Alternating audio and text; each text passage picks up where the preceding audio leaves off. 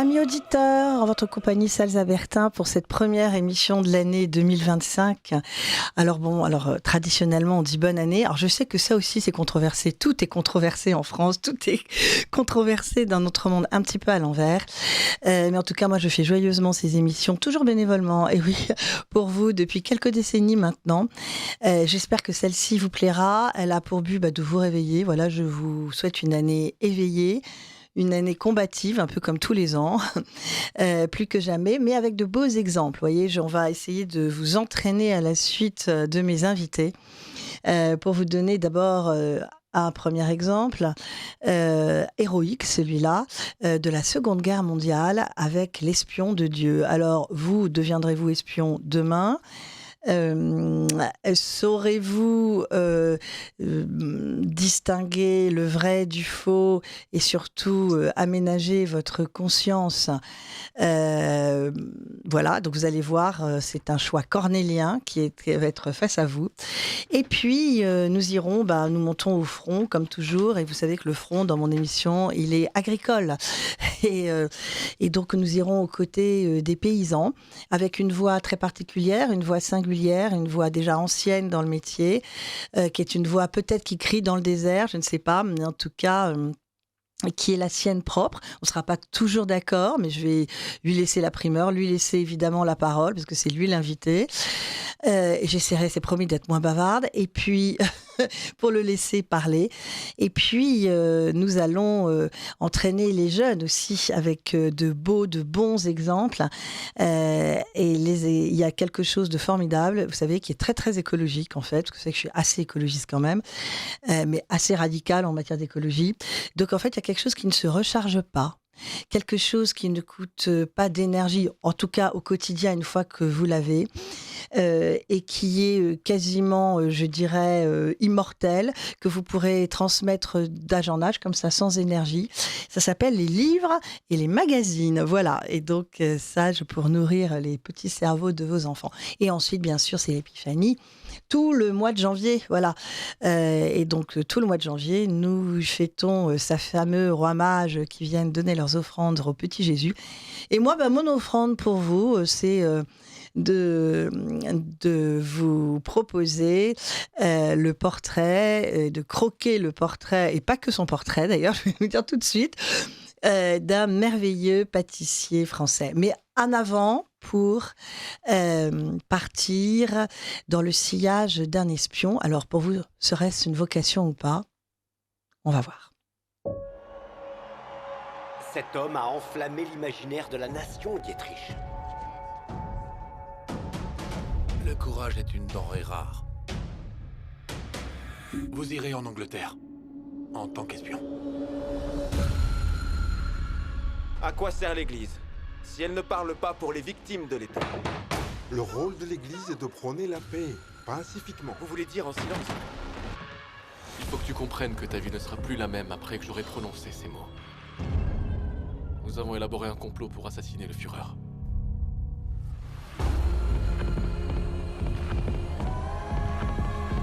Alors, guide nos mains. Guide nos mains tremblantes. Dieu a envoyé un prophète à l'Allemagne, un vrai sauveur! Notre silence, en réponse au mal, constitue un mal en soi. Les mots n'ont plus aucun sens, d'Autriche. Ce sont des potences, des balles. Après cela, il sera impossible de faire marche arrière. Dieu nous pardonnera-t-il si nous passons à l'acte? Nous pardonnera-t-il si nous choisissons de rester les bras croisés?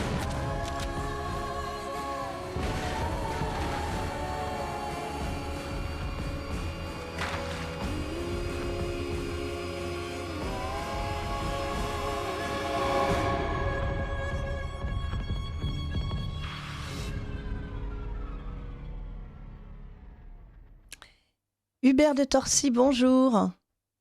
Bonjour Salza. Alors, Hubert, en direct de l'Alpe d'Huez, c'est chic hein, pour le Festival du film. Donc, vous êtes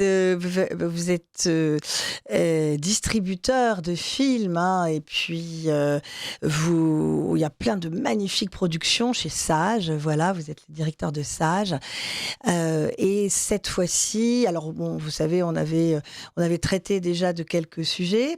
Il y a eu d'ailleurs un sujet que j'ai regretté de ne pas pouvoir traiter parce qu'en fait, il est mal tombé à mon sens. C'est, je crois, le grand silence à la rentrée sur la vie monastique, Ça c'est s'appelait ça Libre. Comment Alors ça y est, on est déjà coupé. Libre, effectivement, Libre. Libre, ça s'appelle Libre. Et vous avez Libre, fait une au pluriel. campagne Le grand d'affichage. silence. Voilà, Libre. Une Ah, campagne vous m'entendez pas, là d'affichage. Alors là, Oui. je vous entends de manière assurée, et même l'image n'est pas très bonne, malheureusement. Donc j'espère qu'on ne va pas devoir se... Là, ça y est. Ah non plus. Alors, Alors, Libre, c'est un film sur la vie monastique qui a... vous m'entendez bien Alors, je vous entends pas, non. On vous entend de manière assurée. Alors, c'est drôle parce qu'on vous a entendu très, très bien au début. Et puis voilà. Donc, Libre, c'est un film sur la vie monastique, très beau, et qui a bénéficié d'ailleurs d'une campagne d'affichage dans le métro. On se dit, mais d'un seul coup, que de beauté, rien que l'image était apaisante. Et cette image d'infini avec ce moine comme ça, sur le devant, face à cette nature, face à la mer, c'était très beau. Et face à toutes les horreurs qu'on peut voir, hein, souvent, même en matière d'affichage, et même au moment de Noël, incroyable. Et voilà, il y avait déjà un véritable apaisement. Alors, est-ce que vous nous entendez mieux maintenant, Hubert Torcy ? Oui, j'ai changé de connexion. Est-ce que vous m'entendez mieux Ah là, bah voilà, du coup beaucoup mieux, beaucoup mieux. Parfait. Alors Parfait. voilà, donc là... Donc, effectivement, la campagne d'affichage de Libre, elle avait été financée d'ailleurs par le monastère du Barou, là, de Faucombault, pardon, qui nous avait financé cette campagne d'affichage dans le métro. Ouais, bah dis donc, formidable. Maintenant, c'est les moines qui n'ont rien, qui sont pauvres, qui doivent financer un peu de beauté et d'apaisement. Bon. Donc là, maintenant, c'est L'Espion de Dieu, donc une nouvelle grande production. Alors, L'Espion de Dieu, c'est une histoire vraie. C'est vrai que vous aimez assez les histoires vraies. Donc c'est un film belge et irlandais, belgo-irlandais, de Todd Kormaniski, et qui est un film sur l'histoire d'un homme très méconnu qui était pasteur pendant la Seconde Guerre mondiale, qui s'appelle Dietrich Bonhoeffer.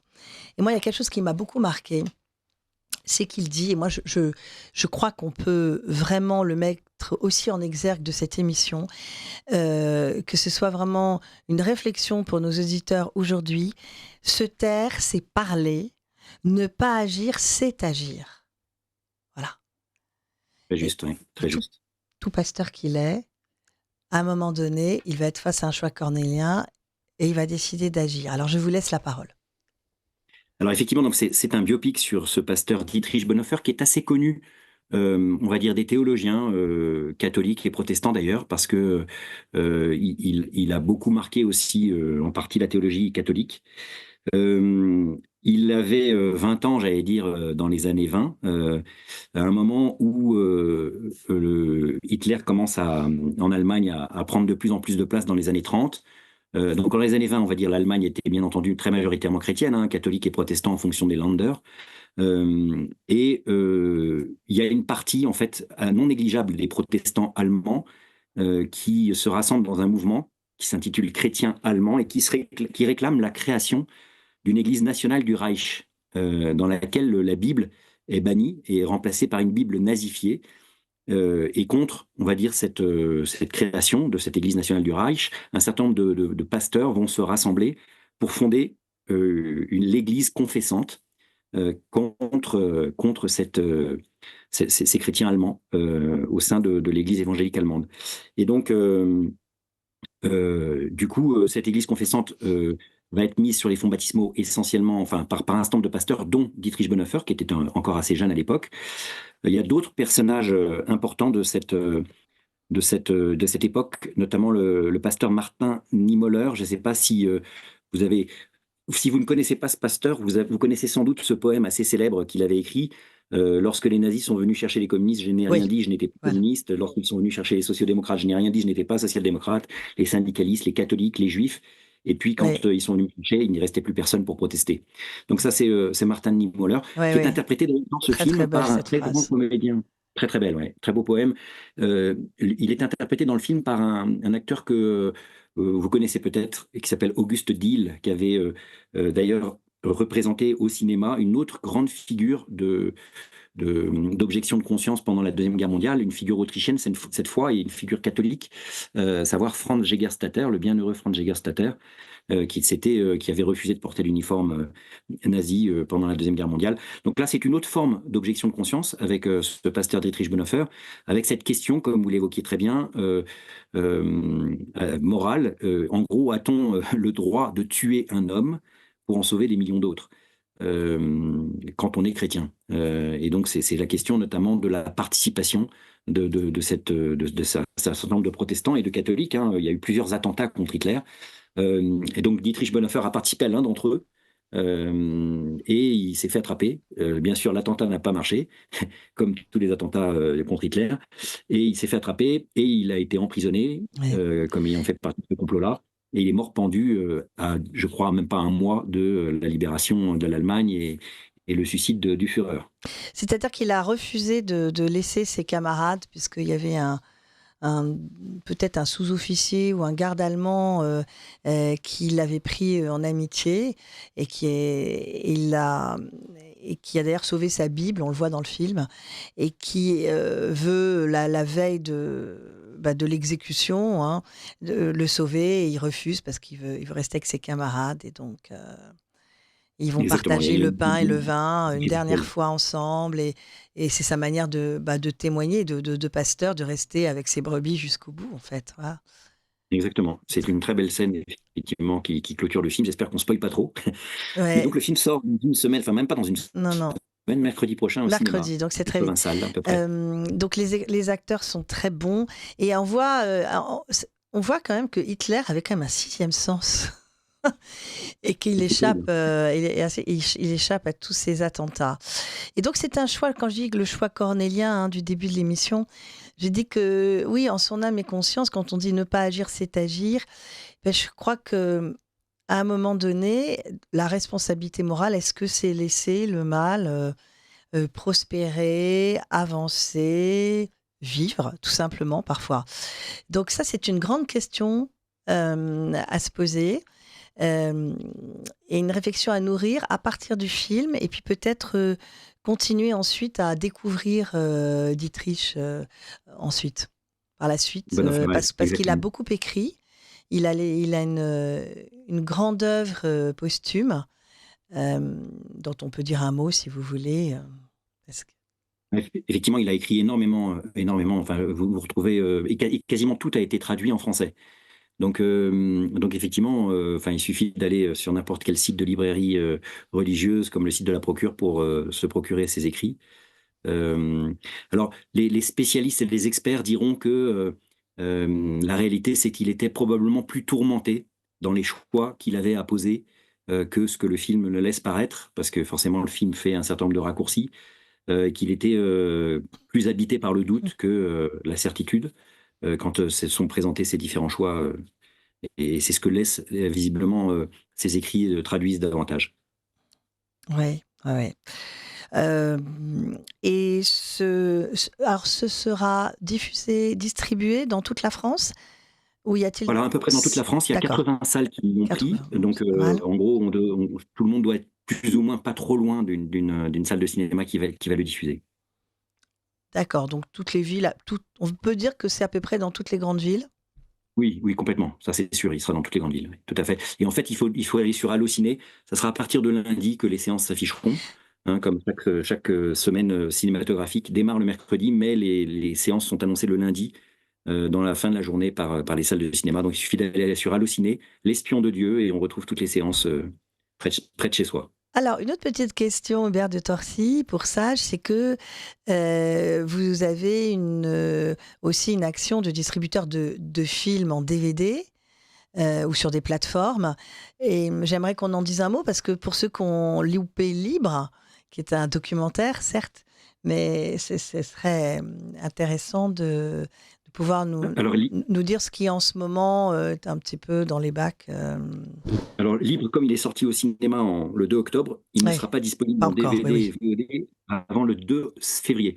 C'est Mm. ce qu'on appelle la chronologie des médias en France, qui fait qu'il faut attendre 4 mois après la sortie en salle. Mais dès le 2 février, vous pourrez retrouver Libre en DVD dans D'accord. toutes les librairies et en VOD sur toutes les plateformes, et en particulier sur notre plateforme de streaming qui s'appelle sageplus.fr, dans laquelle vous avez un peu plus de 350 titres, des applications de télévision, des applications iPhone, enfin Et smartphone, pardon, il y a des comédies aussi, hein, il ordinateur. n'y a pas que des sujets graves, hein, parce que c'est vrai que ça, c'est un film grave et poignant, mais très beau, franchement, aussi avec une belle Si ça esthétique. donne. Mais il y a aussi un peu des comédies. Il y avait Lourdes, le film sur Alors Lourdes. Lourdes, Lourdes, non, Lourdes, c'est un documentaire. Enfin, celui qu'on a sur notre plateforme, c'est un Non? documentaire très édifiant. Alors, Il y avait peut-être un autre. un film avec des dames qui partent en pèlerinage à Lourdes. C'est pas vous, Ah, ça? bien sûr. Si, c'est le Club des Miracles. Ah Tout bah à oui, fait. c'est ça. Bravo. Ah bah alors, Exactement, le Club des Miracles, effectivement. Et qui est effectivement une comédie un petit peu dramatique parfois, mais avec beaucoup d'humour, avec Maggie Smith, le dernier avec... film dans lequel Maggie Smith est paru, Et effectivement. voilà, j'allais le dire, vous me sortez mot de la bouche quand même. C'est émouvant de voir le dernier film de Maggie Smith. Moi, je suis une très très grande femme de Maggie Smith. Et c'est vrai que j'étais bien attristée par sa mort. Ouais. Ah, ouais, c'est clair. Et alors, puisque vous parlez de comédie, je me permets juste de dire que si je suis actuellement au Festival de l'Alpe d'Huez, donc qui est le festival de comédie en France, qui Oui. rassemble toutes les comédies, c'est Et parce oui, que nous j'allais. avons tourné l'été dernier notre première comédie, enfin notre premier long métrage de cinéma, qui sera une comédie justement, qui s'intitule De mauvaise foi, avec Pascal Demolon et Philippe Duquesne, et que ce film est en sélection officielle au Festival de l'Alpe d'Huez. Donc pour nous, c'est vraiment inespéré en fait d'être présent à cette occasion. Donc il va être présenté tout à l'heure, en début d'après-midi, à 16h, donc dans l'enceinte du Festival de l'Alpe d'Huez.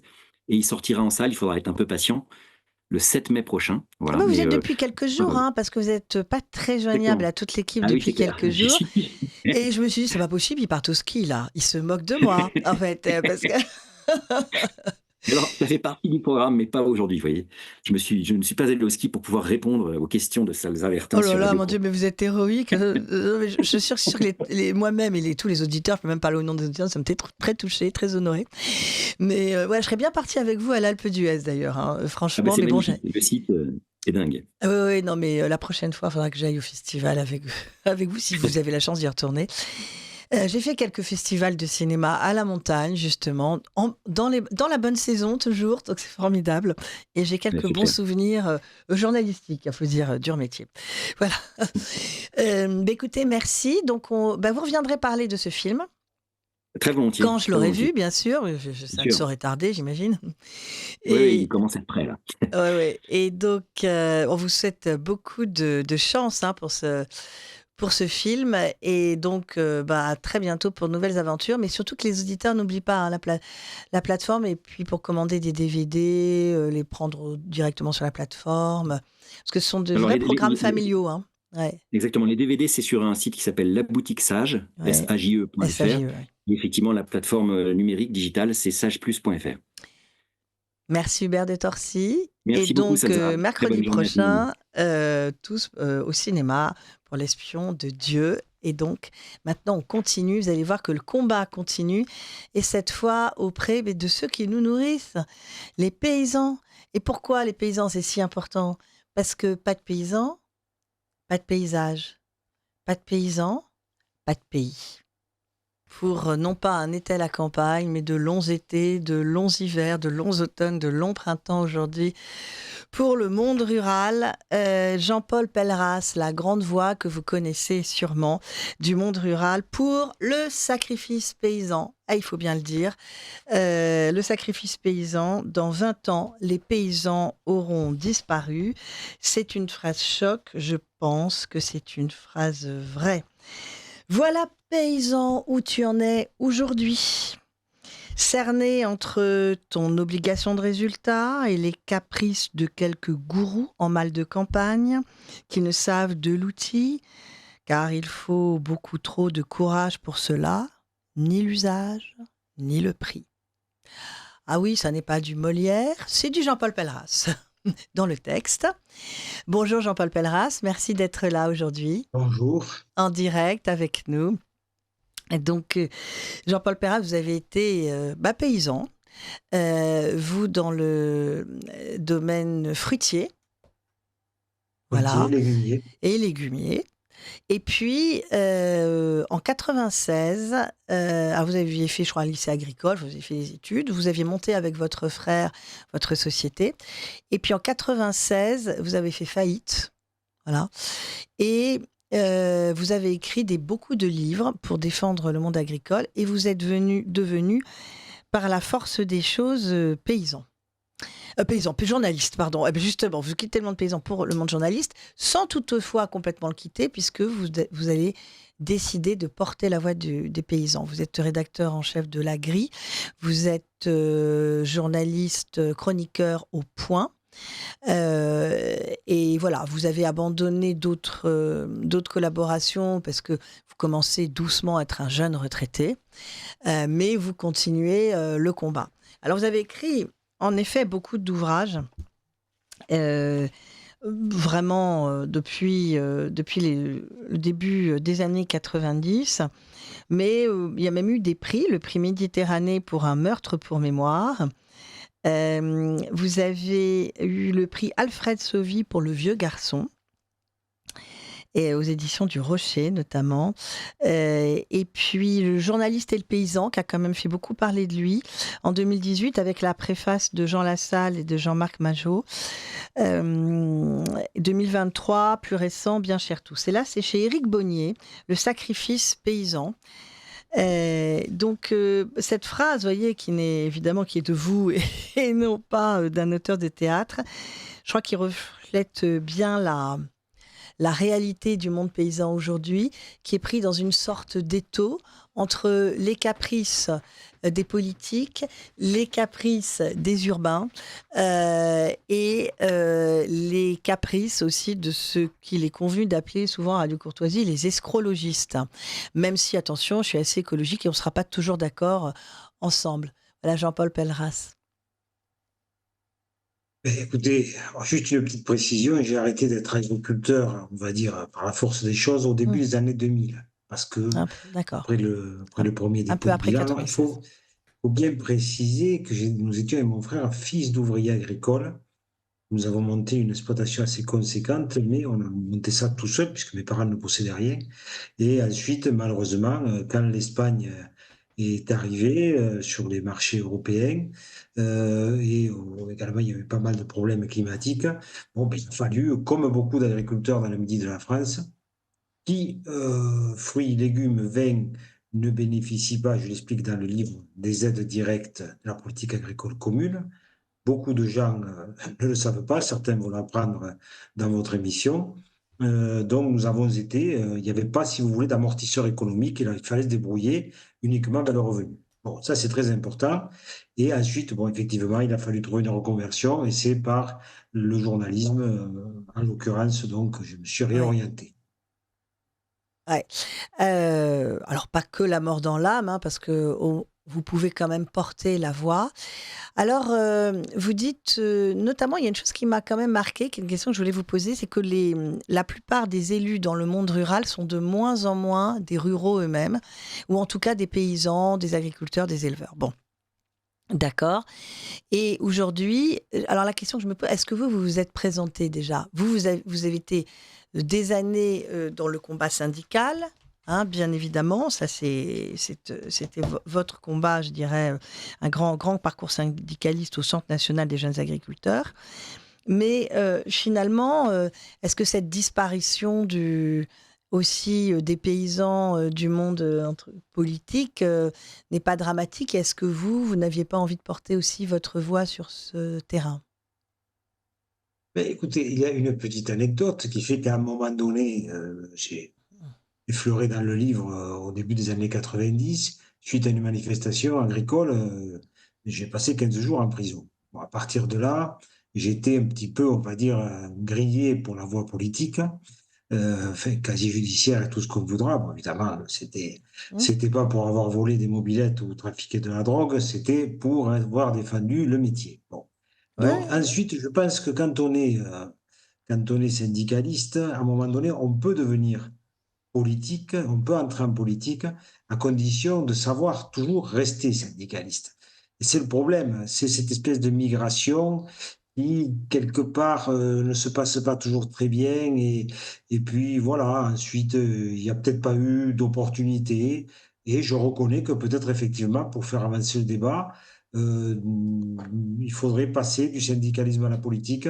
Ça n'a jamais été pour moi quelque chose, une réalité. Voilà. Ouais.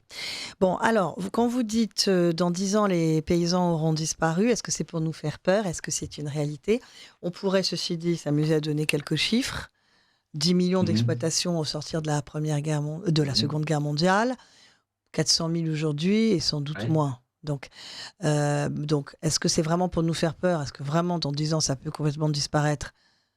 Bon. Ou est-ce que on a encore quelques chances de s'en sortir? Les chiffres sont intéressants, vous pouvez nous en donner autant que vous voulez, hein, parce que c'est quand même très parlant. Écoutez, les chiffres, ils sont, si on prend, par exemple, un fruits et légumes, on produisait 400 000 tonnes de pêche il y a 10 ans, 15 ans. En France, on doit en produire aujourd'hui tout juste 200 000. Si on prend le seul département des Pyrénées-Orientales, qui était un gros département maraîcher, on produisait 240 ou 250 millions de pieds de salade au cœur des années 90. Aujourd'hui, on n'en produit plus que 30 millions. Voilà, vous voyez un petit peu les chiffres en viticulture. C'est pareil, on est dans des... Alors, ce sont des secteurs qui ne sont pas soutenus. Bon, ensuite, vous avez le secteur de l'élevage qui, aujourd'hui, qui est un secteur soutenu, mais qui aujourd'hui va être certainement impacté par la loi des marchés, par les distorsions internationales, etc., le Mercosur et autres. À ce niveau, je voudrais préciser que en fruits et légumes, il y a depuis 30 ans des accords bilatéraux qui sont signés avec les pays du Maghreb. C'est bien expliqué dans le livre également. Jamais nous n'avons été soutenus. Personne ne s'est indigné. Les ministres ont continué, quelquefois d'ailleurs accompagnés avec certains syndicalistes nationaux, à signer ces accords. Et puis, personne ne s'en est indigné, comme il s'en indigne aujourd'hui pour le Mercosur. Bon, c'est très légitime. Mais alors, on ne comprend pas pourquoi il y a des différences de traitement, d'une part avec les aides directes et d'autre part avec le soutien à cette agriculture qui a été complètement oubliée, fruits, légumes, vins, volailles et élevage porcin qui ne bénéficient pas d'aides directes. Ouais, ouais, Voilà, je ouais. Alors voudrais ça, les aides, on peut en parler. Oui, oui, dites-moi. juste revenir sur l'aspect politique. Nous avons quand même, il n'y a plus que 1% des agriculteurs qui votent. Pardon, Qui 1% de représente le l'électorat vote. Oui, aujourd'hui, oui, qui représente. c'est l'agriculture. Donc ça ne représente, vous savez, j'ai l'habitude de le dire, un élu, il vaut mieux aujourd'hui qu'il rencontre des responsables d'associations, puisque c'est un homme, une voix, bien entendu, et là, il a peut-être plus à gagner que d'aller voilà, solliciter des agriculteurs. Surtout que quand un agriculteur arrête, c'est une friche qui se crée, c'est du terrain qui se libère et c'est de l'urbanisation en perspective. Il y a cette espèce de double langage qui est un peu hypocrite de la part de Oui. certains élus. Oui. Voilà. Donc, C'est un pays d'hypocrites, hein, la France, quand même. Faut quand même le dire. voilà. Personne ne Donc, se lève, personne ne se réveille, personne ne manifeste. C'est ce qu'on disait dans la partie précédente. Ce poème magnifique, c'est je n'étais pas syndicaliste, je n'y suis pas allé. Je n'étais pas juif, je n'y suis pas allé. J'étais pas catholique, je n'y suis pas allé. J'étais pas. Voilà. Et puis un jour, quand c'est moi on est venu arrêter, il n'y avait plus personne. Et les Français ne se rendent pas compte que, en plus, c'est leur santé qui est en jeu. C'est que quand il faudra gérer des pénuries aussi alimentaires, parce qu'il y aura des conflits, parce qu'il y aura toutes sortes de choses, et puis de toute façon, le fret, je suis désolée, c'est pas écologique. Moi, je dis que je suis écologiste, je suis désolée, je suis pour que les gens puissent traverser la France avec leur voiture pour travailler, et notamment aller faire tous les sales boulots que les urbains et les bobos ne veulent pas faire, avec leur pauvre petite voiture, souvent dans des potrons minés, et qu'on arrête avec le trafic aérien au-dessus de notre tête, qui pollue et qui consomme d'une manière vertigineuse. Alors que veut dire le Mercosur? Ça veut dire beaucoup plus de pollution. C'est-à-dire concurrence déloyale. Alors déjà, ça, j'aimerais que vous nous parliez de ce volet que j'aborde régulièrement, de la concurrence déloyale. On a envie de l'entendre par votre bouche, votre analyse, vos constats, mais c'est aussi une question d'écologie. Je suis désolée. Et puis en cas de conflit, le fret, ce sera terminé. Et donc aussi tous ces hommes politiques, et puis tous ces Français qui veulent pas se réveiller, de toute façon, comment pourra-t-on gérer la pénurie alimentaire? On parlera d'autres sujets ensuite, mais déjà ça, Jean-Paul Pelleras. Puisqu'on parle des distorsions sociales, etc., vous avez par exemple, on sait que le Brésil, l'Inde, beaucoup de pays arrivent aujourd'hui, des pays émergents arrivent aujourd'hui sur le marché parce que c'est le moins-disant social qui finit par l'emporter avec des salaires de 300, 400 euros par mois. Je ne veux pas dire qu'il faille baisser le SMIC en France, loin de là. C'est que surtout, il faudrait l'augmenter dans ces pays-là. Vous avez par exemple au Sahara occidental, au Maroc, des gens qui sont payés 10 euros par jour, et qui produisent la tomate que les consommateurs français achètent au cœur de l'hiver ou au printemps. Enfin, voilà, il faut le savoir. Voilà, mais attention, ces produits dont vous parlez, c'est qu'ils restent quand même assez chers malgré tout. Quand vous regardez les fruits et les légumes, ils restent chers. Ils restent chers parce qu'il y a la marge. Il y a la marge du distributeur. C'est là qu'il faudrait peut-être appliquer le coefficient des multiplicateurs. Mais il faudrait surtout mieux contrôler, parce qu'évidemment, vous parlez d'écologie, il faudrait... aujourd'hui, les écologistes qui contrôlent sur les parcelles en France, ferait mieux d'aller contrôler à la frontière française tout ce qui est importé. Il faut savoir qu'il y a environ 20-25 ans, à la frontière franco-espagnole, à hauteur du Perthus, il passait environ 5000 camions jour de marchandises, fruits et légumes importés. Et aujourd'hui, nous sommes à plus de 20 000 camions par jour. C'était 4 fois plus en 25 ans. Est-ce que vous pensez, Jean-Paul Pelleras, que c'est une volonté? Parce qu'ils n'ont pas, même en Espagne, c'est l'Europe, ils n'ont pas les mêmes normes que nous. Ils ne sont pas assujettis aux mêmes contraintes. Et en France, non seulement, alors on a évidemment toutes les normes hallucinantes pondues par les gratte-papier de Bruxelles qui ne servent à rien, il faut quand même bien dire les choses comme elles sont et qui doivent justifier leur salaire. Mais nous avons aussi les mêmes en France, dans la maison qui rend fou, vous savez. Nous avons les mêmes en France qui doivent justifier leur salaire et donc eux en rajoutent, c'est-à-dire ils se disent mais il y a une norme qui a été pondue par le chef de bureau de l'administration du Parlement européen, le bureau XXL 378, mais moi dans mon bureau GL 920.3.10, je comprends. Moi, je suis jaloux, je vais devoir, en rajouter un codicile ou remettre une petite norme. Et donc ça, j'aimerais vous parler de ces normes parce que c'est quand même incroyable que ces produits se déversent ici. Déjà, la concurrence est déloyale parce que les prix de la main-d'œuvre ne sont pas les mêmes. Le coût du travail n'est pas le même. Mais en plus, nos gratte-papier et nos fonctionnaires, ils en rajoutent une couche. Donc en fait, quel est le problème en fait? Pourquoi tout ça, Jean-Paul Pelleras? Alors, il faudrait, pour faire court, il faudrait diminuer les charges franco-françaises ou européennes pour que l'agriculteur puisse à un moment donné être plus compétitif. C'est le fond du problème. On diminue les charges et évidemment, on arrive à avoir, disons, pour les intrants, pour tout, la main-d'œuvre, beaucoup moins de frais et on devient plus compétitif. Mais au lieu de faire ça, non seulement on augmente les charges et en plus on fait rentrer des produits, c'est facile à comprendre, qui sont moins chers parce que ailleurs il y a moins de charges et voilà. Donc il faudrait commencer par ça, mais il faut vraiment une volonté politique. Oui. Alors pourquoi est-ce que ça ne se fait pas? Moi, je peux vous donner un exemple. Comment? C'est- C'est le Il n'y a législateur pas qui que doit le intervenir. législateur. Vous savez qu'à certains moments, les députés, il y a quelques années, ont voulu baisser des impôts. Il y a des gens qui voudraient baisser des charges. À chaque fois, ils sont bloqués par la haute fonction publique, par les hauts fonctionnaires qui ne veulent pas. Oui. Donc, on a un problème en France. Il y a Oui, non, mais- un problème structurel, mais il y a un problème. Est-ce que c'est de la trahison? Parce que quand même, c'est parce que ce serait du bon sens de dire, finalement, on baisse les charges, donc le travail va être moins cher, donc ça va être plus florissant, donc il y aura plus de... Et bon, il n'y a pas besoin d'avoir fait l'ENA, hein, et il y aura plus de consommation, et de... Voilà, bon.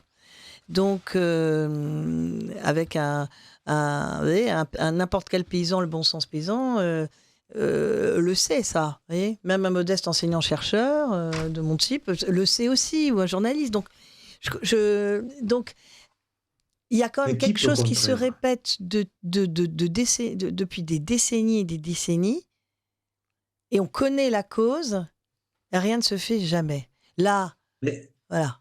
qui peut contraindre? Il faut prendre la hiérarchie. On parle du législateur. Le législateur qui est élu, c'est lui qui doit, à un moment donné, avoir le courage de dire aux technocrates, à ceux que vous citiez tout à l'heure, il faut le prendre dans ce sens, le problème. Il faut dire, bon, maintenant, bon, ben, écoutez, vous parlez clair, vous arrêtez vos conneries, c'est le contribuable qui vous paye, vous faites Oui, ce qu'on oui, vous dit c'est de nous. faire, et pas de zèle. Écoutez, il vient d'y avoir un exemple flagrant, vous l'avez vu passer, il y a un gars de l'OFB qui a dit sur une autre antenne, en l'occurrence France Inter l'autre jour, qui a comparé les agriculteurs Oui, à des dealers. gros Bon, scandale, oui. ça a fait beaucoup de bruit. C'est ma dernière tribune, enfin ma dernière chronique dans Le Point. Dans le point, oui. Elle portait là-dessus. À un moment donné, l'OFB, bon, mais qui a mis l'OFB en place? C'est le législateur, c'est l'État. Donc, si l'OFB et tant d'autres organismes ne correspondent plus à ce qu'attendent les professionnels, bon, eh bien, on ferme l'OFB ou on ferme autre chose et on leur dit Combien c'est tout. C'est le législateur. Ouais, combien de fonctionnaires de l'OFB, vous savez, ceux qui viennent, pour les auditeurs qui ne sauraient pas, qui viennent contrôler les paysans, les gens qui travaillent, armes au poing ou à minima à la ceinture, d'accord? Donc c'est quand même incroyable. Par contre, dans les cités, pour les dealers, c'est plus léger déjà. Mais bon. Oui, ça c'est encore une autre question. Ah ben oui, mais bon, justement, effectivement. puisqu'il y a un de ces individus qui a osé comparer les agriculteurs aux dealers, bon bah excusez-moi, je rends le la monnaie parallèle, sa pièce. oui, bien sûr. Vous permettez. Bien sûr. Mais oui, alors combien de fonctionnaires d'inspecteurs des travaux finis en fait? Parce que, voilà. Bah, écoutez, je ne sais pas. Ce que je sais, c'est que le ministère de l'Agriculture, il y a... attendez, il faudrait que je retrouve les chiffres. Je crois que j'en parle dans le livre. On avait un fonctionnaire pour 80 agriculteurs. Je crois qu'il y en a un pour 11 actuellement. Donc, vous voyez un peu le ratio. Évidemment, il aurait fallu que ça suive, puisqu'il reste de moins en moins d'agriculteurs. Ils ont recruté. Il faudrait qu'il y ait de moins en moins ouais, ils ont de recruté, fonctionnaires affectés. Je crois qu'ils ont énormément recruté là, ces 10 dernières années. Je crois qu'il y a peut-être 1800, 2000. Il faut que je vérifie les chiffres, mais c'est énorme. Ils ont explosé. Il y a beaucoup dans l'enseignement agricole. Il y a beaucoup dans l'enseignement agricole, mais après, il faut voir quel type d'enseignement est dispensé. Voilà, bon, enfin, non, mais là, je vous parle des ça, fonctionnaires du ministère de l'Agriculture qui ont été embauchés. C'est-à-dire que c'est inversement proportionnel au nombre de paysans qui disparaissent. Et ils ont embauché, je vous dis, je ne sais plus si c'est 1800, enfin ces dernières années, c'est un truc, c'est inouï, c'est complètement lunaire. C'est bien. Alors bon, alors maintenant, on va parler des subventions. J'aimerais que vous reveniez, je sais que vous l'avez abordé, j'aimerais que vous reveniez dessus. Je vais vous parler d'une mesure qui vient de sortir. Alors, ce n'est pas vraiment une mesure, mais enfin, en tout cas, c'est une énième attaque contre les petites exploitations. Là, ça concerne, et personne ne le sait encore, jamais que les auditeurs en prennent conscience, l'élevage de porc. Et l'élevage de porc le plus vertueux, l'élevage de porc de l'animal dans son environnement naturel, famille, c'est-à-dire la nature extérieure. Vous savez que les élevages de porc intensifs, dans les bâtiments, c'est une abomination quand même. Il faut quand même les visiter. Il faut voir dans quelle année. Moi, j'en ai visité. Hein. Bon. Donc, il y a une nouvelle attaque. Donc, des petits élevages de porc, donc en plein mer de 1000, qui va pousser, vous allez voir, à l'élevage en bâtiment. Et ça, de toute façon, c'est pour l'instant, c'est sur la base du volontariat. Il faut qu'ils s'inscrivent sur des plateformes, etc. Mais vous allez voir que c'est pour les achever. Et donc, on va en revenir, Jean-Paul Pelleras. J'ai toujours 10 questions en une parce que ça vous permet d'avoir la parole plus longtemps. D'en venir aux aides en même temps, parce que il faut savoir que les fruits, les légumes, le vin et les porcs n'ont pas accès à ces aides. Vous voyez, parce qu'il y a l'aide à l'investissement, déjà, les paysans se ruinent. Bon, alors ça, c'est une chose. Ensuite, il y a les aides. Alors là, c'est royal, c'est pour les grandes cultures, alors avec des aides systématiques, les grands céréaliers, enfin les riches, quoi. Les riches, on ne prête qu'aux riches. Là, c'est pas qu'on ne prête qu'aux riches, on ne donne qu'aux riches. Et puis, il y a les malheureux au bout de la chaîne, c'est-à-dire ceux dont nous avons vraiment besoin, c'est-à-dire les fruits, les légumes notamment. Et donc, l'élevage de porcs. Donc voilà, je vous soumets cette dernière réflexion, Jean-Paul Pelleras, qui est quand même encore une nouvelle consternante. Parce que quand on dit, on parle des aides PAC, politique agricole commune, aujourd'hui, il faut être clair. Donc, il y a 10 milliards qui sont attribués chaque année à la France, 7 milliards sur le premier pilier, en aide directe, et 3 milliards en aide aux investissements. Sur le premier pilier, les secteurs fruits, légumes, vins, porcins et volailles ne peuvent pas y prétendre en aide directe. Ou bien, depuis quelques années, avec une timide convergence qui est insignifiante, notamment en fruits et légumes. Sur le second pilier, ce sont des aides à l'investissement, donc il faut aller à la banque, on vous aide un peu, mais il faut quand même aller à la banque, donc investissement équivaut à endettement, vous l'avez dit. S'il n'y avait pas d'aide directe sur les grandes cultures et sur l'élevage, il faut être clair, il n'y aurait plus d'agriculture en France. Ça, il faut être très clair là-dessus, ce qui doit être mis en place. Et pendant des années, j'ai essayé de défendre ça quand je siégeais au Centre national des jeunes agriculteurs, et par la suite, je l'ai fait savoir aux gens de la FNSEA, avec qui je n'ai pas toujours été d'accord, et je ne suis pas toujours d'accord à l'heure actuelle. Je leur ai dit, il faut mettre en place une convergence, il faut répartir ces soutiens.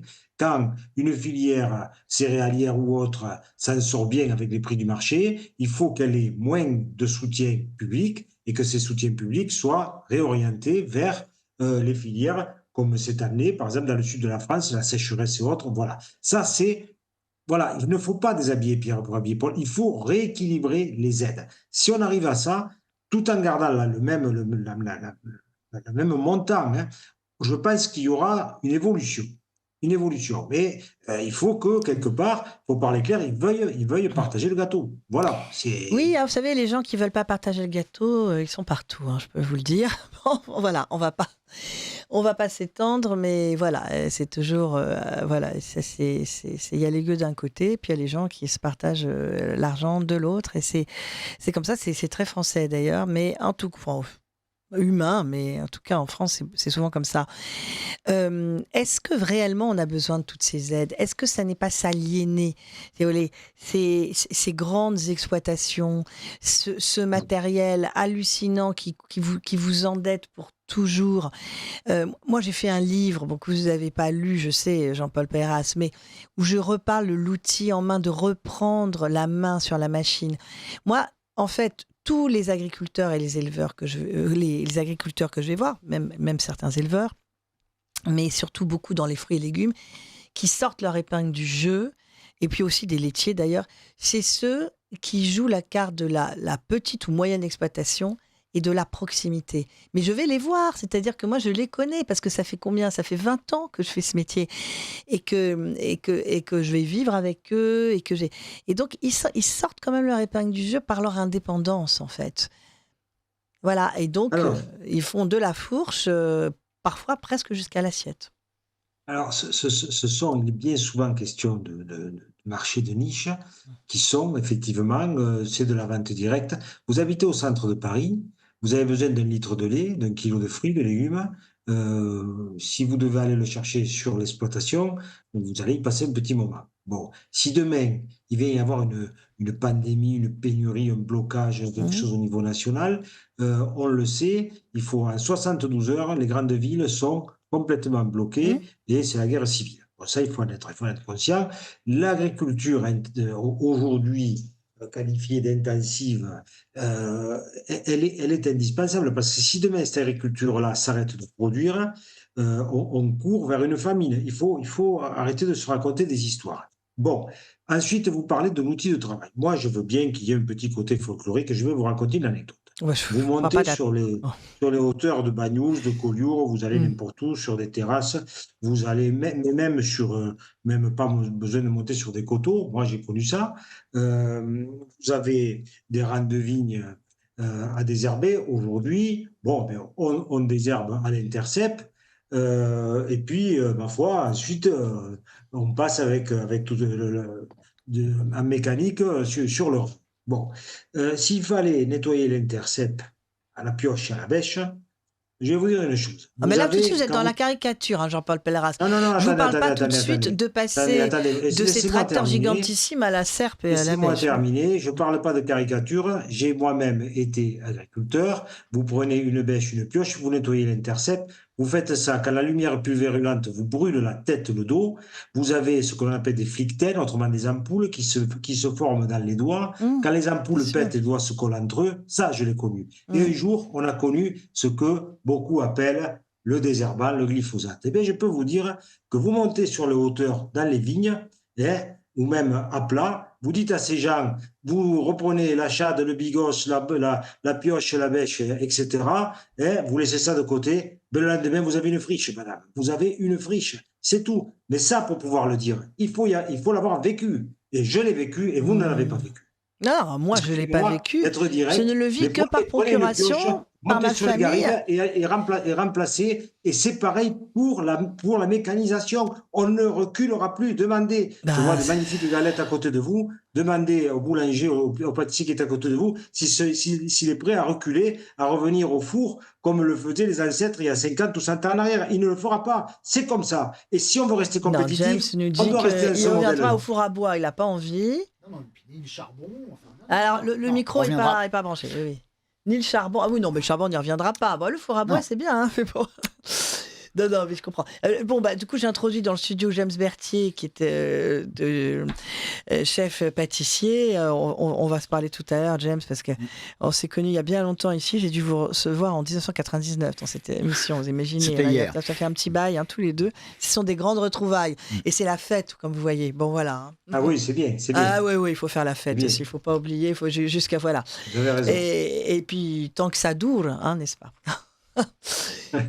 Oui, James. Mais je suis assez d'accord avec ce monsieur. Hein.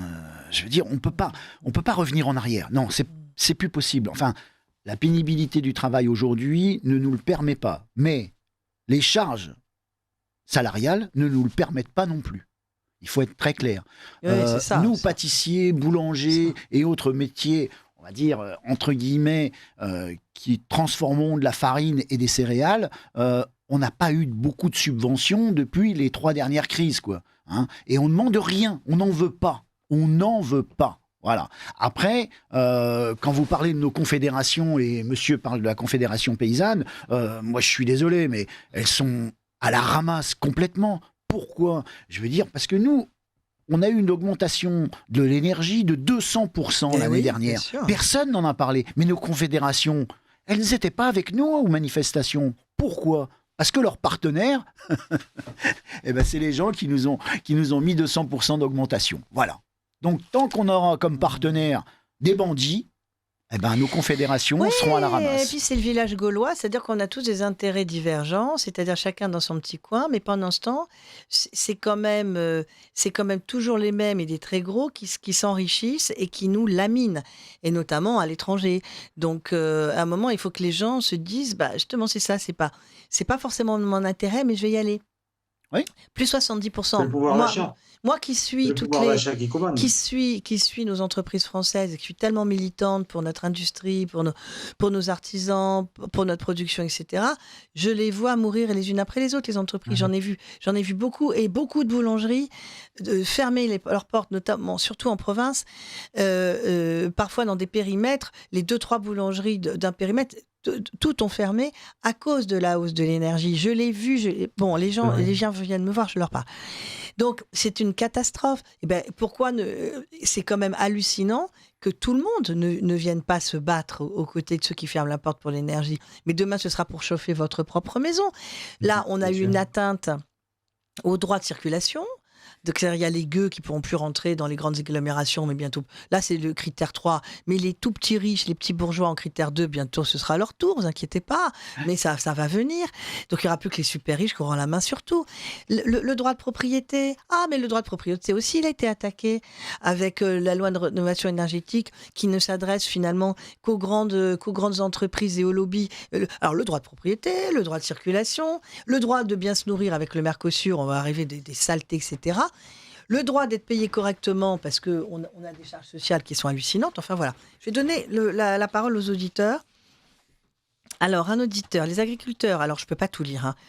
Au lieu de jeter du fumier du lisier sur les autoroutes, je ne sais pas, devraient viser les mairies macronistes ou de gauche, les épiciers, les kebabs, enfin bref, par des corrompus qui blanchissent l'argent de la drogue, bref, qui corrompent les maires de village, etc. Tout est lié, on taxe, on emmerde des agriculteurs pour qu'ils vendent, ensuite à des grands groupes étrangers. Ensuite, ils achètent à dessous les terrains et installent des éoliennes et autres cochonneries de panneaux solaires et serres géantes. D'ailleurs, il y a une loi pareille qui vient de passer. Donc, pour les propriétés de 3 à moins de 6 hectares, de 3 à 6 hectares, vous serez plus soumis à un permis de construire pour le photovoltaïque. Bon, bah, écoutez, où on veut baisser les charges et permettre aux petites exploitations, aux moyennes exploitations de survivre, et puis on arrête de les embêter. Ou alors, vous voyez dans quel sens ça va? L'artificialisation perpétuelle, ça va dans un seul sens, de toute façon. Bref, des centaines de logements sociaux sont construits à la place des champs, mais ils sont déjà construits à la place des champs, et des grands jardins et tout ça, pendant que en même temps, les grands groupes immobiliers associés avec les maires, les communautés de communes, les grands mamamouchis des métropoles, eh bien, donnent tous les permis pour construire du pseudo-luxe, et eux, ils se font, comme on dit chez moi à Marseille, des coucougnettes en or. Pendant que les autres, ils se font voler, préempter, et puis des terres fertiles artificialisées. Ça, l'artificialisation des sols, si on est un véritable écologiste ou qu'on veut défendre l'agriculture, eh ben, franchement, on devrait l'empêcher par tous les moyens. Mais qui se bat contre l'artificialisation des sols? Aujourd'hui, chez moi dans le sud, tout déborde. Dès qu'il y a de la pluie, ça déborde, les crues, enfin ne parlons pas de tout. Voilà, alors un auditeur, la FNSEA et le CNJA qui ont co-géré l'agriculture française et avec les gouvernements successifs depuis de longues années sont responsables de la situation actuelle de l'agriculture française. Voilà. Ça, c'est l'avis de notre auditeur. Et puis après, il y avait un auditeur, c'était pour dire bonjour à Hubert Torcy, qui est bien connu, mais Hubert est parti déjà. Voilà. J'ai mon chroniqueur Ludovic Joubert qui est là. Bonjour Ludovic. Bonjour César, bonjour à vos invités. Alors Ludovic, lui, c'est le maître des mots. Alors il n'habite pas en France, donc il est toujours par Zoom. Ah, mais on est content de l'avoir quand même, par Zoom. Et Ludovic, c'est le grand maître des mots. Il a écrit La toxicologie du langage et lui confié la chronique des mots à tiroir. Alors, quel mot avez-vous choisi aujourd'hui, Ludovic, pour nos auditeurs de Radio Courtoisie? Eh bien, aujourd'hui, nous allons parler du mot héros, H-E-R-O-S, le héros, donc masculin de l'héroïne. Alors, je commence par une question. Que sont les héros devenus? Alors, quelle est l'origine du mot héros? En grec, héros, avec un accent circonflexe sur le O, désignait les chefs militaires comme Ulysse, dont le nom grec est Odysseus, puis avec une signification religieuse, demi-dieu ou homme élevé au rang de demi-dieu après sa mort. Dans l'Antiquité, les héros Ulysse et Thésée étaient rois. Héraclès, qui est aussi un héros, était fils de Zeus, donc fils d'un dieu et d'une mortelle, et descendant de Persée par sa mère Alcmène. Pour que naisse Thésée, d'ailleurs, il avait fallu que Zeus descende de l'Olympe et, prenant l'aspect d'Amphitryon, passe la nuit avec Alcmène, après avoir persuadé Hélios, dieu du soleil, de ne pas se lever pendant 3 jours, faisant ainsi durer sa nuit avec la femme d'Amphitryon. Les dieux et les demi-dieux servaient en partie à transposer les défauts et les passions humaines, mais aussi à mettre en valeur leurs qualités enviables, la force, la ruse, le courage, l'intellect. Les dieux et les demi-dieux renvoyaient à l'humanité un reflet plus grand que nature. C'est Ulysse qui avait inventé la ruse en disant au cyclope Polyphème qu'il s'appelait Personne, pour qu'on croie par la suite que personne n'avait crevé l'œil de Polyphème. À moins que ce ne soit Homère qui ait inventé la ruse, puisque Ulysse a échappé à l'île des Cyclopes grâce à cette ruse. Le mythe et la fiction pour retenir l'attention dans ses filets. Qu'est-ce qui est plus improbable aux yeux d'un habitant du monde moderne et laïque? Laïque, dont la signification originelle est ignorant. Un monde dans lequel les hommes côtoient les dieux, où ceux-ci peuvent faire aux femmes des enfants, tel Héraclès, ou un monde à la prétention au statut divin dépend de l'image médiatique et de la célébrité, le monde qui est le nôtre. Puisqu'il faut bien admettre que si le ciel ne nous est pas tombé sur la tête, il est tombé bien bas. Aux héros mythiques se sont substitués au XXe siècle les super-héros. Et il n'est pas inintéressant de préciser que les premiers, Superman, Batman et Spider-Man, ont tous été inventés par des auteurs d'origine juive, où l'on peut voir une transposition possible du retour du Messie dans un monde uni contre un danger planétaire, même si l'unification du monde se prête à des interprétations variées. Les super-héros ont en commun avec une personnalité basique et le fait d'avoir importé de l'Antiquité des pouvoirs surhumains, mais aussi d'avoir importé de la modernité des fonctions de machines, comme voler, voir à travers les murs, projeter avec les yeux un rayon laser. Mais la vie n'est pas facile pour les super-héros. Ils ont beau se mêler aux humains, ils ne se reproduisent pas. En revanche, ils se multiplient. Isolés par leur spécificité, notons d'ailleurs que les DC Comics, la maison d'édition créée par Harry Donenfeld et Jack Leibowitz, étaient initialement spécialisés dans les romans de gare à contenu non pas héroïque, mais érotique. Superman est créé en 1938 et c'est peut-être en partie une représentation aussi détournée du Messie alors que menace la Deuxième Guerre mondiale. Pour la petite histoire, bien avant que Superman ne porte les couleurs du drapeau américain, il était un extraterrestre envoyé sur Terre dans le but de détruire l'humanité avec ses pouvoirs. Les extraterrestres ne sont-ils d'ailleurs pas aujourd'hui les seules créatures admises à peupler le ciel?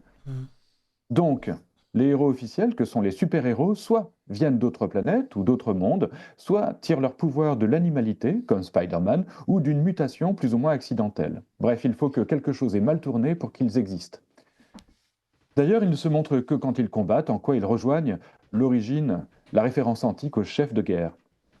Pour revenir aux héros antiques et à ce que la modernité fait de l'Antiquité, il est intéressant de remarquer la chose suivante. À Toulouse, à la fin du mois d'octobre, a eu lieu un festival intitulé La Porte des Ténèbres, qui mettait en scène le Minotaure, le démon féminin Lilith, ainsi qu'une créature géante porte le nom d'Ariane, qui est le nom de la femme qui aide le héros Thésée à vaincre le Minotaure dans la légende mythique. Dans le festival de Toulouse, Ariane était transformée en araignée géante. Toute mention du héros Thésée avait été supprimée, tandis que c'est Astérion, le Minotaure cannibale, qui était promu gardien de la cité toulousaine, un gardien de mauvais augure malgré la beauté spectaculaire des machines.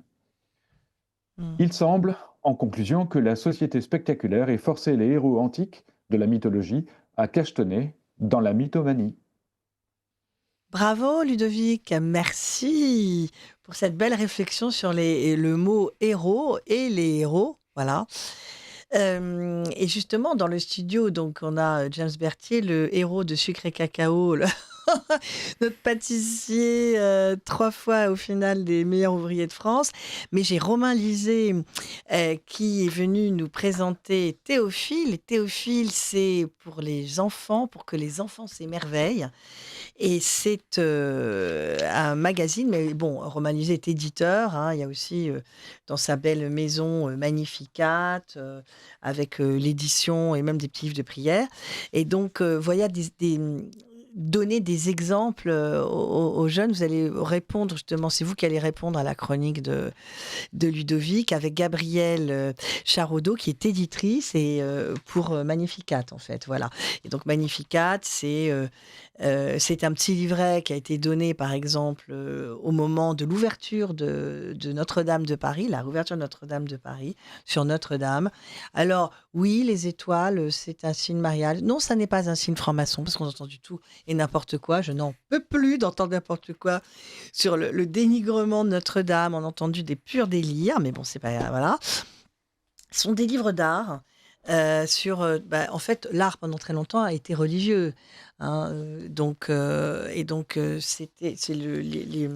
contempler l'histoire sainte à travers toutes ces œuvres d'art comme ça au long des siècles. Hein, voilà. Voilà. Donc je vais vous laisser répondre à Ludovic, mais même Jean-Paul Perras peut répondre d'ailleurs à la notion de héros. Mais je vais quand même. Oui. Je m'excuse, c'est 13h passé. Oula, oui, on l'avait dit. Hein. Oula, 13h02. Il faudrait que je vous laisse parce que merci. les gens qui viennent d'arriver. Alors, oui. je m'excuse. Merci. Mais merci Jean-Paul Pelleras je vous souhaite l'après-midi. Merci de m'avoir accueilli. Puis je souhaite également le bonjour à tous vos invités. Et puis je vous souhaite bon appétit parce que franchement, ce que vous avez sous les yeux, écoutez, voilà, c'est très très bien. Il faut continuer. On ne se nourrit pas que d'amour et d'eau fraîche et de bénévolat, figurez-vous. Parfois, un petit remontant quand même pour se donner du cœur à l'ouvrage et au combat. Alors, le sacrifice paysan. Le sacrifice paysan, dans 20 ans, les paysans auront disparu. C'est chez Éric Bonnier. Merci Jean-Paul Pelleras. Alors, les héros. Au revoir. Romain Lisée. Alors, les héros, il faut évidemment apprendre à les connaître. On avait un numéro de Théophile sur les héros, justement, pour expliquer aux enfants tout ce que votre chroniqueur vient de raconter. Théophile, c'est une revue qui existe depuis 2 ans et demi, que vous nous aviez aidé grandement à faire connaître. Et le but, c'est de montrer aux enfants que le monde n'est pas triste, que l'action de l'homme n'est pas mauvaise, mais au contraire, que les enfants s'émerveillent du monde, s'émerveillent de ce que l'homme peut y faire, pour vraiment aimer ce monde et sans doute le faire évoluer un petit peu pour demain. Alors, non, c'est pas triste. Vous voyez, par exemple, il y a un numéro sur le chocolat, un sucré cacao qui devrait émerveiller l'enfant que vous êtes resté, James Berthier. Oui, tout à fait. Je crois que pour faire ce métier de pâtissier depuis si longtemps, eh bien, il faut quand même garder une âme d'enfant, je pense. Oui. On va vous abonner à Théophile. Hein. Non, vous ne pensez pas? Oui, avec grand plaisir. Les belles choses, parce que ce que vous faites, c'est beau, là, on l'a sous les yeux. C'est gourmand. C'est gourmand, voilà. C'est esthétique et gourmand. Voilà. C'est pas ces petits gâteaux très léchés, on dirait est-ce qu'on va le manger, mon Dieu, c'est une œuvre d'art et tout ça. Donc on est presque coupable, une espèce de culpabilité quand on croque dedans. On dit c'est pas possible.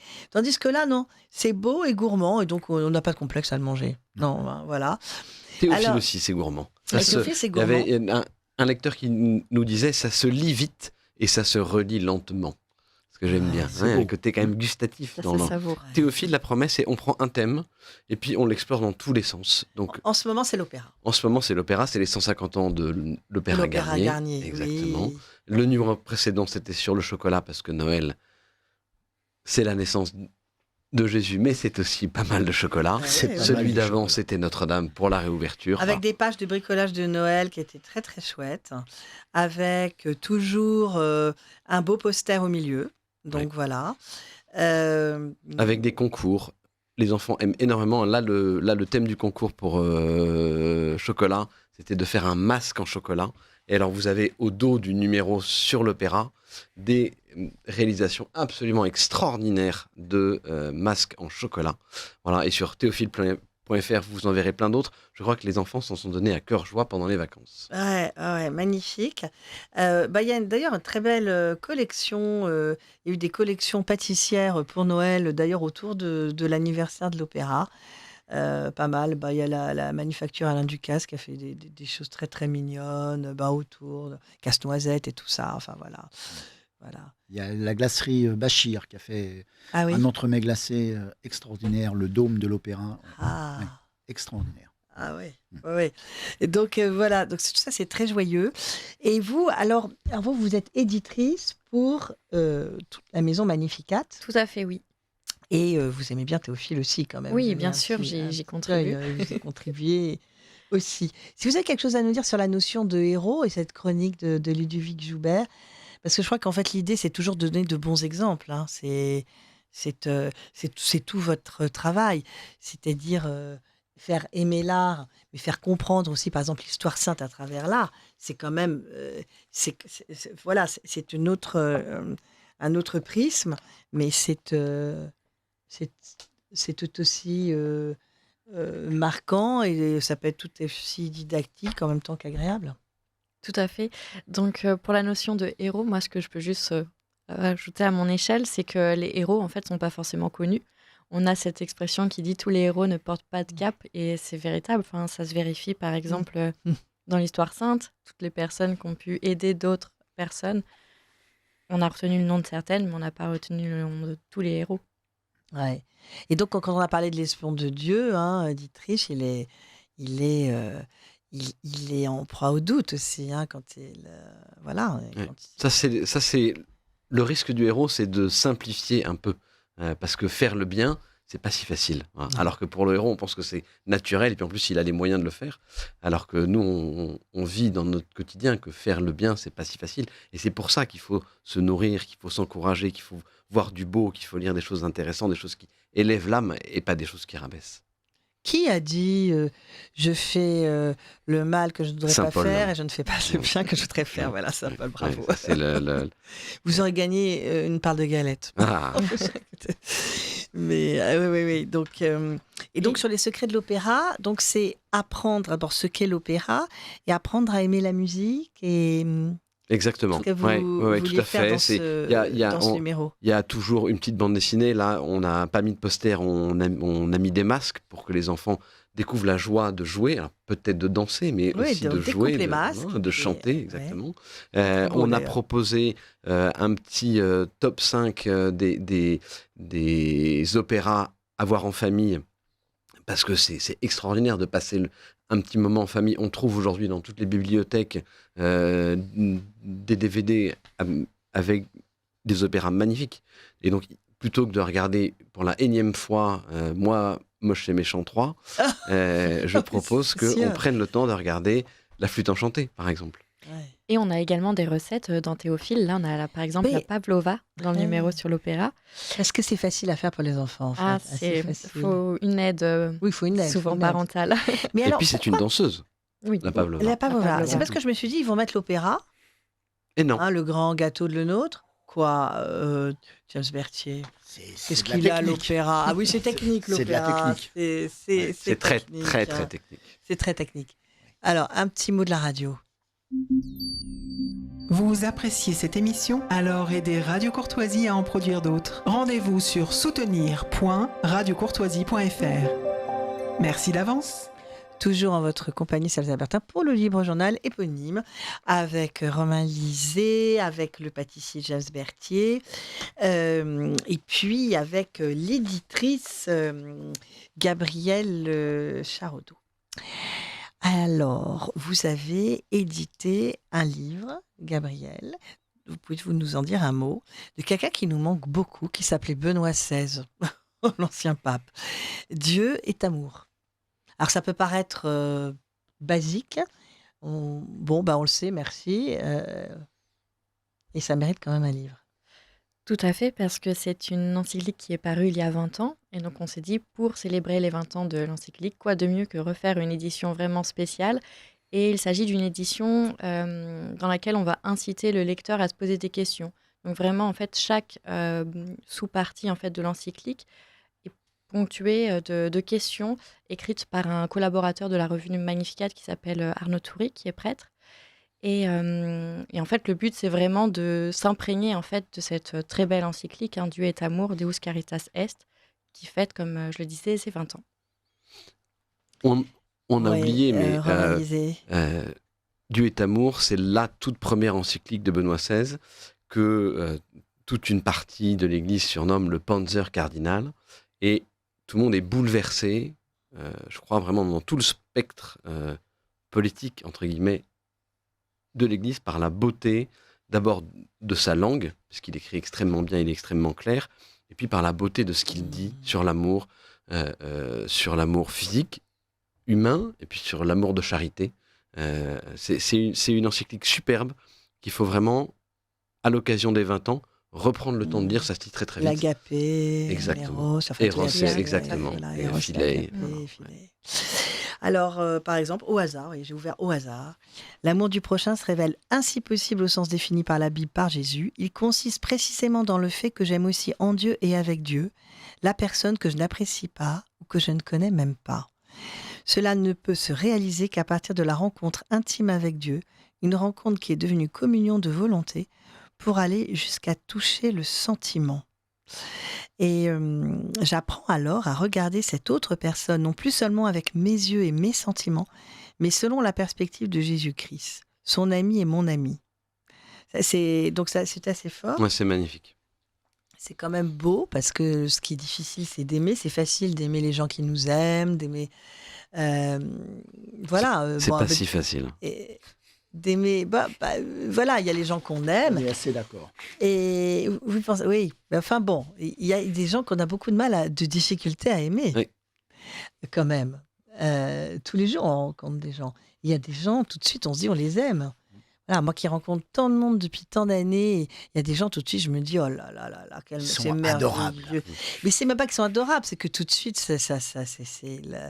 Bon, alors après, sont des mots un peu anglais, donc je vais arrêter, mais voilà, il y a une espèce de convergence, de rencontre. Il y a un élan du cœur. Il y a un élan du cœur, on se dit, ah. Et voilà, et ça me fait un peu tous les jours d'ailleurs, j'ai des gens, et puis d'autres, c'est pas possible. Enfin, c'est impossible. Mais après, objectivement, il y a des gens qui sont mauvais et on le voit et on le sent, etc. Et puis, il y a des gens qui sont ni bons ni mauvais, mais on n'arrive pas quand même. C'est vrai. Voilà. C'est vrai. Et alors, Benoît XVI, très difficile. Non seulement on fête les 20 ans de son encyclique, mais il nous ramène... Parce qu'il y a après réfléchir. Ça, je voulais le dire, parce que c'est important dans ce petit livre. C'est tout votre travail, ça. Oui, c'est vrai. C'est qu'après, le travail de Gabriel. On peut réfléchir en 3 parties sur le texte, sur ma vie, et pour aller plus loin. Donc, c'est-à-dire que je ne lis pas le livre, c'est-à-dire que je le lis d'une manière subjective. Mais après, je fais un peu comme les Lectio Divina, finalement. Exactement. Je vais en profondeur dans le texte et je dis, et moi, qu'est-ce que je peux en faire? C'est ça, non? Tout à fait, oui, pour s'imprégner vraiment de l'encyclique et voir comment on peut l'appliquer dans sa vie quotidienne, dans son rapport aux autres aussi. Mais c'est bien fait, c'est très très bien fait. Bravo. Merci. Ah, vous vouliez dire, Romain, pardon, je vous ai interrompu. Mais non, je voulais dire que Benoît XVI nous ramenait aussi à ces délicieuses pâtisseries, puisqu'il a été évêque de Cologne, où sont préservées les reliques, ce qu'on pense être les reliques des rois mages. Ah oui, mais oui, c'est vrai. Oh là, ça c'est beau, ça c'est des transitions, c'est magnifique. Et précisons également que nous avons un numéro Théophile sur les rois mages. Oui, alors, ce qu'il faut dire aussi, c'est que Théophile... Alors, il faut abonner les enfants. Il faut abonner les enfants. Jusqu'à 12 ans, c'est ça? Ouais. Tout à fait. 7-12 ans. 4-12 ans. 7-12 ans. En revanche, vous pouvez rattraper votre retard. Oui. Parce que tout est sur le site. Et par exemple, pour Notre-Dame de Paris, oui. On va dire un mot, parce que là, on va parler de votre partenariat. C'est quand même un numéro, je dirais, presque collector. C'est vraiment magnifique. Des numéros à avoir. De même qu'il y a un livre qui est devenu collector sur toute... et d'ailleurs, je crois qu'il est déjà épuisé, qui est sur toute la reconstruction de Notre-Dame. Eh bien, ce livre, ce magazine pour les enfants, vraiment est à garder. Et puis, il y a aussi une belle... un magnifique poster de la Vierge Pilier. De la Vierge Pilier, quand même. Hein, Tout à fait. Voilà. Et ça, c'est... Et alors, notamment, il y a des choses sur la reconstruction. Il y a une BD. Il y a le message des auditeurs qui arrive. Merci, chers auditeurs. Et les cloches, par exemple. C'est très chouette, l'article sur les cloches. En fait, dans tous les numéros de Théophile, on a des recettes, des portraits, des bandes dessinées, des activités, des jeux. Donc vraiment, on essaie de cultiver une variété vraiment pour intéresser tout, en fait, le panel de nos lecteurs. Ouais. Et de l'art. Et oui, tout à fait. On a des œuvres d'art en pleine page pour inciter les enfants à contempler, en fait. Et moi aussi, je lis avec plaisir, en fait. Voilà. Sur théophile.fr, vous pouvez vous abonner et acheter les anciens numéros. Et acheter. Alors, bonjour à toute l'équipe. Ça, c'est... je sais pas si... Ah oui, c'est une auditrice. Bravo pour le choix du titre de la chronique Les mots à tiroir. Merci, c'est moi qui l'ai trouvé. Qui est plus pertinent que mot valise, qui est trop souvent compris de travers. Bon. En revanche, un petit détail. Lalique. Alors ça, c'est Ludovic. Vous êtes là, Ludovic? Oui. Alors, Ludovic.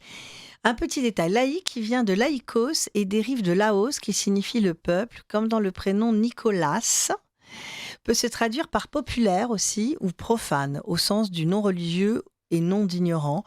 Belle émission, bonne année à tous et longue vie à la chronique. Eh bien, merci, bonne année à vous, chère auditrice. Oui, oui, effectivement. J'avais lu, moi, que comment dire, les explications étymologiques sont complémentaires, hein, l'une n'empêche pas l'autre, et que laïc était le contraire de clerc, les clercs étaient ceux qui détenaient la connaissance. Ah oui. De mémoire, hein, je Ouais. déforme. Mais votre auditrice a tout à fait raison de le préciser. Ouais. Parce que c'est la richesse des mots. Dans les tiroirs, on trouve beaucoup de choses, en fait. Ouais. Ouais. Alors, les pâtissiers, alors je reviens, vous voyez, on va de l'un à l'autre, hein, de la littérature à la pâtisserie. James Berthier, bon, alors James, on se connaît depuis très très longtemps. On ne s'est pas vu à ce micro depuis 20 ans, 25 ans, voilà.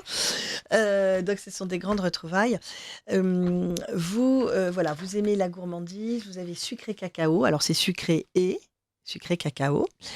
Et dans le 20e, hein, donc partout, il y a des très bonnes pâtisseries. Et vous faites partie de ces pâtissiers, je le dis toujours, qui ont le savoir-faire, le savoir d'abord par votre parcours, parce qu'on dit oui, c'est un pâtissier du 20e arrondissement. Ah oui, mais qui est passé chez Dalloyau, qui était chef pâtissier du Fouquet, enfin, bon, vous allez nous dire tout ça. Si, pas de fausse modestie. Et puis, vous êtes passé à la Maison Pelletier, etc. Non, mais il faut le dire, c'est important. Et on vous a même vu dans Le Meilleur Pâtissier en 2015, sur M6. Et vous êtes un pâtissier original, car vous êtes plutôt porteur du béret que de la toque, en fait, voyez. Donc, pour un caractère ou en couleur, on vous connaît. Pour tout ça... Et vous respectez, comme Théophile et les paysans, la saisonnalité. Voilà. Oui, je respecte mon métier. Je respecte tous les artisans qui travaillent, on va dire, étroitement liés avec nous. Hein, c'est-à-dire les céréaliers, on va dire aussi tous les gens qui travaillent autour du breuvage, hein, parce que évidemment, ne va pas autour d'une table juste des pâtisseries, juste des gourmandises. On peut les accommoder aussi avec beaucoup de breuvages. Les associations sont très voilà. On va dire que beaucoup de nos pâtisseries ont toujours une saveur qui vient d'un élément liquide, comme la fleur d'oranger, comme le zeste d'orange, ou la liqueur d'orange, ou la liqueur de citron. Donc voilà. On a aussi les fruits secs qui rentrent bien souvent dans production. Hein. Il faut savoir que la galette, c'est quand même l'amande qui prime, le beurre ensuite, et puis toute la partie farineuse. Hein. Après, on a d'autres galettes aujourd'hui qui sont en brioche feuilletée, en brioche au praliné. Voilà. Donc, vous, cette année, vous avez fait la traditionnelle qui est là à votre gauche. Oui. Toujours. Donc, toujours avec un très bon beurre, parce qu'en fait, c'est toujours la matière première, hein, le secret de la cuisine. Il y a le savoir-faire du pâtissier. Hein, la pâtisserie, c'est un des arts les plus difficiles, parce que c'est parfois au gramme près, donc c'est très compliqué. C'est pas comme dans la cuisine où on s'amuse beaucoup plus. Ah bah oui, moi je suis jamais suivi une recette et j'invente mes recettes tout le temps. Oui, j'arrive. Alors là, on est d'accord, on s'amuse pas toujours, mais oui, mais enfin en pâtisserie, même si je pâtisse depuis toujours, c'est plus compliqué. Enfin, j'adapte des recettes, mais ça demande de l'énergie. Voilà, il n'y a pas de zèle. Ah oui, c'est. Et donc là, les matières premières, il n'y a pas de secret à savoir-faire, mais voilà, sans bonne matière première... Oui, la transformation joue beaucoup. Hein. Je veux dire, il y a de la technique, mais la cuisine aussi est un grand métier de technique. Oui, on peut mettre à son goût dans la cuisine. En pâtisserie, c'est déjà quelque chose qui va avec du charisme et puis qui va avec de la technicité, quoi. Je veux dire, voilà, il faut avoir quelques heures de vol avant de se dire tiens, je vais créer. Enfin, déjà, j'aime pas ce mot. Non, je vais mettre au goût du jour. Je vais mettre au goût de mes clients, à mon propre goût aussi. Voilà. Alors, vous avez mis à votre propre goût, parce que je voudrais qu'on parle un petit peu de parcours, parce que je dis que vous faites partie de cette excellence trop méconnue. méconnu, voilà, vous êtes dans le 20e. Et vous auriez pu choisir de rester au Fouquet's, de rester chez Daloyau, et finalement de faire monter votre image et tout ça. Et parce qu'il y en a qui sont vraiment mis en lumière, hein. Bon, il y en a, hein, ici, je pense même à Radio Courtoisie, il y a très longtemps, aidé à faire découvrir des gens qui sont des stars de la chocolaterie et surtout des chocolatiers et un peu de la pâtisserie aussi, et que personne ne connaissait, mais qui ont joué ce jeu. Vous préférez, vous, vraiment rester à vos fondamentaux, continuer à travailler toujours plus loin. D'ailleurs, vous participez à des concours, vous n'hésitez pas. Mais sans aimer trop la lumière, James Berthier. Parfois, je trouve que c'est dommage. Dommage pour qui? Non. Pas pour nous. Moi, je suis. Bons exemples. Je suis un adorateur de la lumière, hein, bien évidemment, mais il n'y a de zénith sans à dire. Donc, rester dans l'ombre et puis occuper le terrain pendant 25-30 ans, il faut déjà le faire. Oui. Après, s'appartenir à soi-même, c'est déjà tellement beau. La liberté. Vous savez, la liberté d'expression, ne pas appartenir à un groupe financier, enfin, voilà. J'ai acheté ma liberté. Voilà, dans un petit 20e avec une clientèle qui va bien, et puis je suis très heureux là-bas, quoi. Et puis, vous avez gardé quelques bons souvenirs de... Donc vous êtes passé au oui, moi je suis Fouquet's, passé au Fouquet's, au Meurice. Au Meurice aussi, hein, chef pâtissier du Oui, Meurice. oui, chef pâtissier, mais sans... Vous avez appris en même temps, j'ai appris beaucoup, hein. mais je ne me suis jamais embourgeoisé, quoi. Voilà, je suis quelqu'un qui vient de la terre. Jamais endormi. Non. Voilà, je suis champenois d'origine, donc la terre, je connais aussi, les vendanges, la pénibilité du travail, oui, je la connais, mais je veux dire, moi, je suis quelqu'un qui aime transformer les produits, donc j'ai pas besoin d'une grande lumière. J'aime travailler, je veux dire, avec beaucoup de lumière, mais c'est pas pour ça que je vais me mettre en avant. Je me suis caché derrière Sucré Cacao. Bon, après James dans la profession, tout le monde le connaît, hein, mais c'est une petite profession, hein, le métier de on se pâtissier. connaît tous dans ces milieux, hein, on se connaît. Mais oui, vous aimez. Mais moi, j'aime ça, voilà. Et même en même temps, vous transmettez, vous continuez malgré tout à transmettre, et vous ne vous endormez pas. C'est-à-dire qu'aller 3 fois au MOF, c'est quand même... Oui, il faut... Oui, et puis rester dans la mouvance. Rester dans la mouvance. Expliquez-nous, là, devant vous, c'est magnifique, ça, cette brioche. C'est quoi? C'est le royaume? C'est le royaume, c'est chez moi, le royaume. Ah là là. Ah oui. Marseillais, bordelais, enfin voilà. Ah non, les bordelais, c'est un peu différent. Hein. La bordelaise, elle est différente. C'est pas le royaume, c'est pas la couronne. C'est pas la couronne, c'est vrai. C'est la brioche. Après, on est passé par la brioche feuilletée au praliné. Oh, elle a l'air bien aussi. Hein. Le nid d'abeille. Hein. Alors, le nid d'abeille, qu'est-ce qu'il y a dedans? Racontez-nous tout. Alors là, une brioche au miel, hein, et au citron. Et puis après, on a pareil à Florentin par-dessus. Et puis une crème légère, on va dire. Très légère dedans. Voilà. Ensuite, on a plus la pogne qui nous vient plutôt... La pogne, elle est là-bas. Oui. Romain, ça vous ennuierait pas d'aller la chercher? Ah, c'est gentil. Merci, Romain. Parce qu'il faut absolument que les auditeurs, avant de se quitter, voient la pogne. Hein, quand voilà. Même. Si. Il faut... La pogne nous vient de Clermont-Ferrand, surtout. On la voit là, vous pensez? On est sur une brioche aux pralines, avec des pralines croustillantes dessus, voilà. Bien ça. Hein. Voilà. Ça oui, c'est pas mal, c'est vraiment de la pure gourmandise. Et après, on a aussi ce fameux Kouglof qui nous vient de nos amis alsaciens. Pas si facile à faire. Hein. Souvent, moi, je rêve devant les moules à Kouglof, alors je me dis... On est tous, quand on dit turbin, on n'a pas des cuisines non plus gigantesques. Et on se dit, alors je le prends pas, le moule à Kouglof. Combien vais-je faire de Kouglof dans l'année? Et puis, c'est pas donc c'est évident. Et puis, bon, finalement, je n'ai pas pris le moule à Kouglof. Je n'ai pas le moule à Kouglof. Mais... Il faut le prendre. Ah, il faut le prendre, d'accord. Ah oui. Tout est dans le goût du mais c'est moule. Sûr. Ah ben, le moule, c'est pour ça que je ne fais pas de Kouglof. Mais bon, un Kouglof, ça cuit, 400 grammes, ça cuit 1 heure. Ouais. Voilà, c'est une cuisson lente qui va prendre... son goût et toute son osmose dans le moule. Hein. C'est un moule beurré sucré. Enfin, il y a plein de techniques dans le Kouglof, mais la pâte a beaucoup d'importance. Mais... 1 minute. Ouais. Le produit est magique.